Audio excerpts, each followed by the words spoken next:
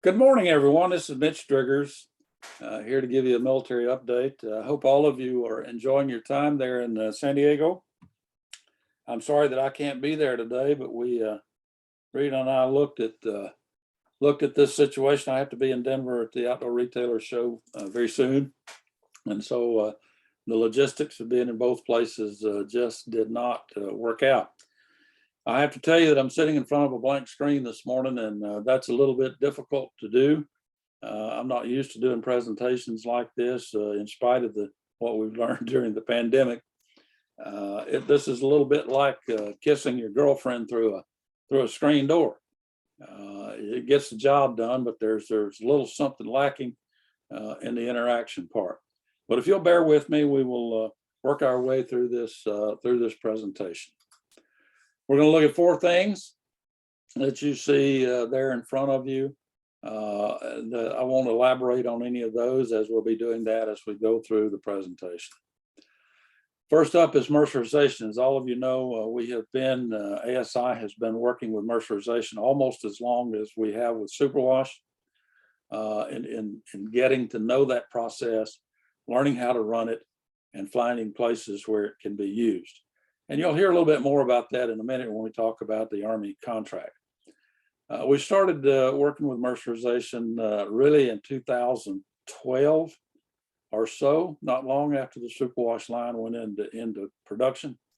Mercerization is a step beyond superwash in that it makes the fiber feel 2 microns finer than what it really is, and in the end makes it behave and feel very much like cashmere. So why is that important to us? It's important because it lets us use readily available American wool in areas of things like next to skin wear. We can take 20 micron wool, make it feel and perform like it's 18. Mercerization is a very exacting process. It demands precision throughout the process. Precision in pH, water temperatures, liquor ratios, speeds, dryer humidity, lubrication, those kinds of things. Learning how to do that and do it so it's consistent has been a challenge for all of us. Chargeurs worked very hard to make changes to the line that improve its ability to run mercerization. For example, all of the bowls in the line, there are 6 of them, now have pH controls on them, so that we're able to monitor and control the pH very precisely throughout the process. This is a huge improvement. They've installed spray bars above the suction drums on the press rolls that help rinse the wool as it moves from one bowl to the other. Mercerization removes a lot of the scales from the wool, and so it's very important that residue gets rinsed off the wool as it moves through the process. In addition to that, when we come down to the bowl that you're looking at there in the photo, that's the number 6 bowl. You'll notice how clear the water is. That's where we put on the silicone polymer. Now, to improve that rinsing capability, we've also increased the water flow in the bowls by 50%. So what? Well, the so what is when you get to this bowl, you can look down in that bowl and you can see that shaft right there and the bolts on either side of it. Those are about 4 inches under the surface of the water. A good indication of success in the mercerization process is if this water is clear enough for you to see those. So this photo was made last October and is a clear indication that the process is occurring as it should. We've also worked with the dryer, reduced dryer temperatures and that sort of thing to get the wool at the right humidity or moisture content coming out the back of the dryer.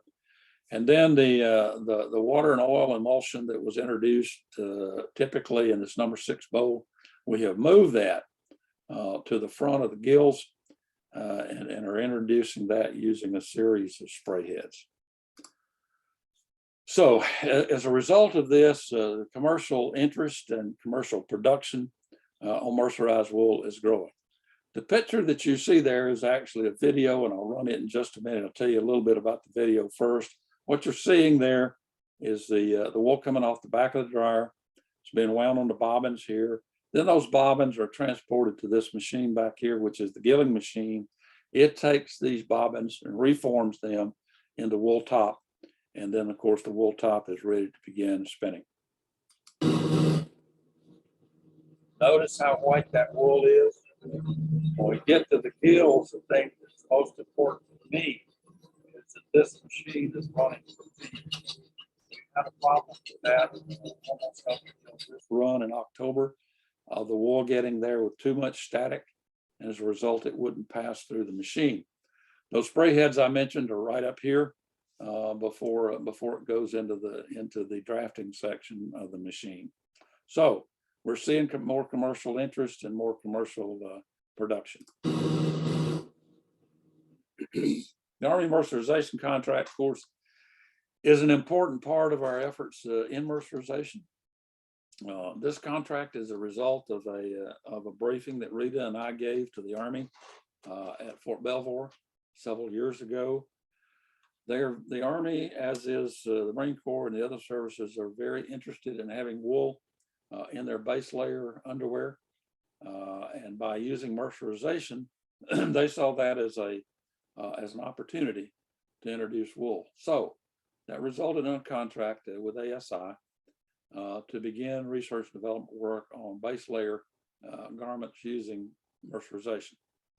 Now, it's supposed to be about a 15-month, 18-month contract. It's now in its third or fourth year.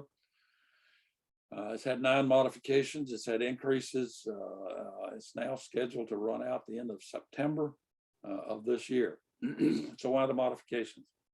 Well, a couple of reasons. One, delays, for one thing. The other, the Army continues to broaden its interest in mercerization and finding other products that it might be used for. So the progress has been slow because of the challenges in spinning mercerization, also because of the challenges in getting commercially ready with it. But we're there now. I think, quite honestly, that based on what I saw in October, we can start up any day and run as much as you want or as much as a customer might want for as long as they might want. So what's next in the contract? Well, that garment you see right there is what's next. That is a base layer made by a company in Norway called Klima. It's 100% wool, but it is made on warp knitting machines, which are very, very different from a circular knitting machine. And as you can see, it's very transparent, it's very open, and the purpose of that is to create a dead airspace, which is very useful in insulation. Difficult to do. We are now working with Polartec to knit some of that fabric using some yarn that we have spun for them. That's ongoing right now. We look for them to have some prototypes of that in the near future. I might add that as far as success with the mercerization contract, the base layers that we have already done for the Army were very successful. They are very interested in them becoming issue items. So then on the socks, what you see there is the recce. The recce sock is a result of a research development effort that we had with the Army several years ago. And as a part of that, the Army wanted us to look at using superwash wool in a new boot sock that had some specific features that they wanted. And you see those in the recce sock, a lot of compression in it so that it stays up and that it fits the feet properly, et cetera, et cetera. Jack Ewing and the folks at Crescent, this is largely the result of Jack's work, and I thank him for that. Recce sock's been very successful. Army Special Operations loved it from the first time they put it on, and have continually been after ASI to make more of them. to the point that we did a couple of years ago. They were anticipating buying a bunch of them, and then, as will frequently happen in military contracting, that didn't happen. So they kept getting a few recce socks along as we would give them to them. Then Scott Gomont moved from the Army over to the Marine Corps and took the recce with him. And this last September, he engineered a buy of the remaining recce socks that ASI had on hand. They wanted us to make more, and we said, no, we're not. It's basically time for you to step up to the plate. And they did. They have made the recce sock the new U.S. Marine Corps Special Ops issue sock. Every Marine going into special operations will get 4 pairs of these. They're currently working with Crescent to get the first contract in place, which will be for about 8,000 pairs of socks. And then they look for about 2,000 pair per year after that. This is a superwash item. We have made some of these with mercerized wool, and it works very well. Then continuing in the Marine Corps, along with the other services, are very interested in making wool socks their recruit issue sock. I won't go into the whys of that, but they know that that wool socks do a great job. In fact, they know that nothing does a better job than wool socks. So the Marine Corps has taken the lead of the services in making the wool boot sock an issue item. This is a big deal, folks, because the price differential between a good wool sock and the sock that they're using is significant. And the fact that it goes in the recruit bag makes changing or going to that sock more difficult. Presently, the Marine Corps has a wear test going on with 2 socks involved. One of them is the Crescent sock, which you see a version of there. That's the Omni Wool tactical sock. It's not the exact sock that they are testing, but it's very close. The other is one made by Farm to Feet Nestor Hosiery, which uses mercerized wool. So what's the big deal? Well, the big deal is this. If they're successful in adopting a wool sock as recruit issue, it's probably going to mean, just for the Marine Corps, 100,000 pair or so a year. It's likely that if the Marine Corps adopts it, the other services will follow. In my experience, when one service has something that other services like, they generally piggyback onto that. So instead of 100,000 pair a year, it might mean 500,000 pair a year. So this is a big deal and a big, I think, win for wool. It's been a good year. Let me show you one other slide, and then I'll get out of the way.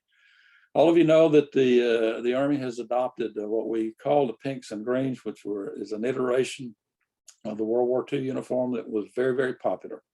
Let me tell you, it's just as popular today as it was in World War II. It is now in the field. It's now being worn by soldiers everywhere. The one you see there is the latest iteration of that uniform, and it is, as you probably know, the Ike version. Just became available just a couple of months ago. I had the opportunity to visit with a young lieutenant colonel at the APBI meeting in Philadelphia in November, who was wearing one of these. I'm telling you, folks, that's a good looking uniform. It's really a win for wool to see that uniform adopted. And with that, I'll close and take any questions.